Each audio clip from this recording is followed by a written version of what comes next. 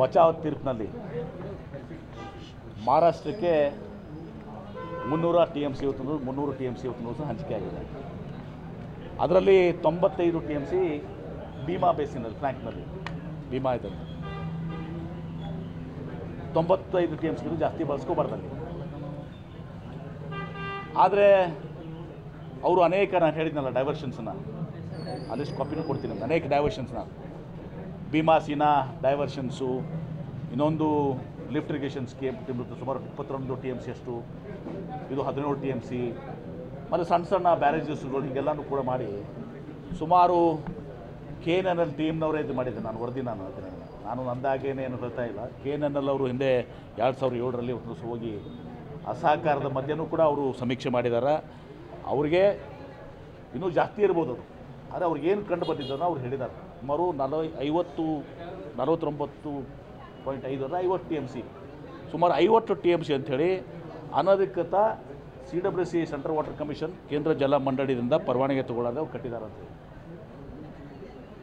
ಆಮೇಲೆ ಸೀನಾದಲ್ಲಿ ಇರುವಂಥದ್ದು 1 ಲಕ್ಷ ಕ್ಯೂಸೆಕ್ಸು. ಈಗ ನಮಗೆಲ್ಲ ಮಾನಿಟ್ರಿಂಗ್ ಇಲ್ಲ. ಆ ಎಲ್ಲ ಏನು ಅವರು ಡ್ಯಾಮ್ಗಳನ್ನೆಲ್ಲ ಕಟ್ಕೊಂಡು ಏನು ಅನಧಿಕೃತ ಇದನ್ನು ಕಟ್ಕೊಂಡಿದ್ದಾರೆ, ಸ್ಟೋರೇಜ್ ಕಟ್ಕೊಂಡಿದ್ದಾರೆ, ಅಲ್ಲಿಂದ ಸಡನ್ನಾಗಿ ನೀರು ಬಿಟ್ಟಿರ್ತಾರೆ. ಅದು ಗೊತ್ತಾಗೋದಿಲ್ಲ ಅವತ್ತೊಂದು ದಿವಸ. ಇದೆಲ್ಲವೂ ಬಂದು ಪ್ರೆಷರ್ ಇವತ್ತೊಂದು ದಿವಸ ನಮಗೆ ಭೀಮಾ ನದಿಯಲ್ಲಿ ನಮ್ಮಲ್ಲಿ ಅವ್ರಿಗೂ ಕೂಡ ಆಗಿದೆ, ಹಾನಿ ಆಗಿದೆ, ಇಲ್ಲಂತಲ್ಲ. ನಮ್ಮಲ್ಲಿ ಸೊನ್ನ ಬ್ಯಾರೇಜ್ದಲ್ಲಿ ಇದೆಲ್ಲನೂ ಕೂಡ ಬಿಲ್ಡಪ್ ಆಗಿಬಿಡ್ತದೆ. ಉಜ್ನಿ ಆದಾಗ ನಮ್ಗೆ ಭೀಮಾ ಇದರಲ್ಲಿ ಎಲ್ಲ ಕಡೆಯಿಂದ ಆಗ್ತದೆ. ಆದರೆ ಸೋನಾ ಫಸ್ಟ್ ಟೈಮ್ ಇದು ಆಗಿರುವಂಥದ್ದು.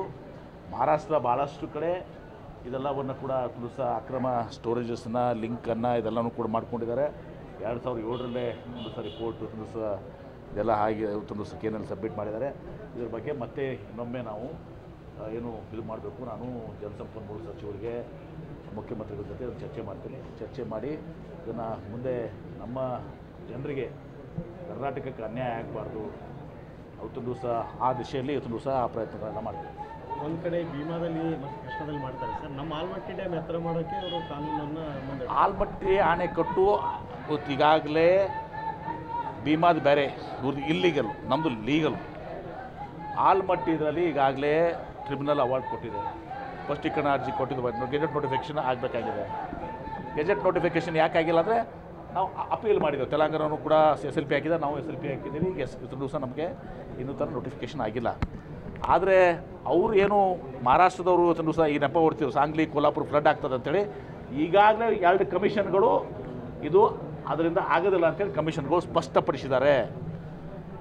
ಕೋಲ್ಹಾಪುರ ಆಗಲಿ ಸಾಂಗ್ಲಿ ಆಗಲಿ ಫ್ಲಡ್ಡು ಆಲ್ಮಟ್ಟಿ ಅಣೆಕಟ್ಟಿನಿಂದ ಹಿನ್ನೀರಿಂದ ಆಗೋದಿಲ್ಲ ಅನ್ನೋದನ್ನು 2 ಕಮಿಷನ್ಗಳು ರಿಪೋರ್ಟ್ ಕೊಟ್ಟಿದ್ದಾರೆ. ಈಗ ಲಾಸ್ಟ್ ಟೈಮ್ ನಿಮ್ಗೆ ಹೇಳಿದೆ, ಅದನ್ನು ಇದರ ಕಾಪಿನೂ ಕೊಡ್ತೀನಿ ನಿಮ್ಗೆ. ನೋಡಿ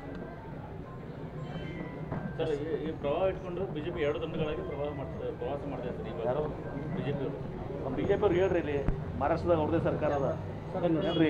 ಅವು ಸುಮಾರು ಯಾವ ಸರ್ಕಾರದ ಈಗ ಏನು ಅಕ್ರಮ ಕಟ್ಟಿದಾರ ಅದನ್ನು ಹೋಗಿ ಅದನ್ನು ಅದು ಮಾಡ್ಸಂತ ಹೇಳಿ ಫುಲ್ಲಾಗೋರ್ಸಂತ ಹೇಳಿ ಅವ್ರ ಹೆಸರಲ್ಲಿ ಸ್ಪಂದಿಸ್ತಿಲ್ಲ ಸರ್ಕಾರ ಅಂತ ಅವ್ರ ಆರೋಪ. ಸ್ಪಂದನೆ ಸರ್ಕಾರ ಹೌದು ಅದಲ್ಲ ಮಹಾರಾಷ್ಟ್ರದಾಗ ಹೋಗಿ ಮಾಡ್ಸಂತ ಹೇಳಿ.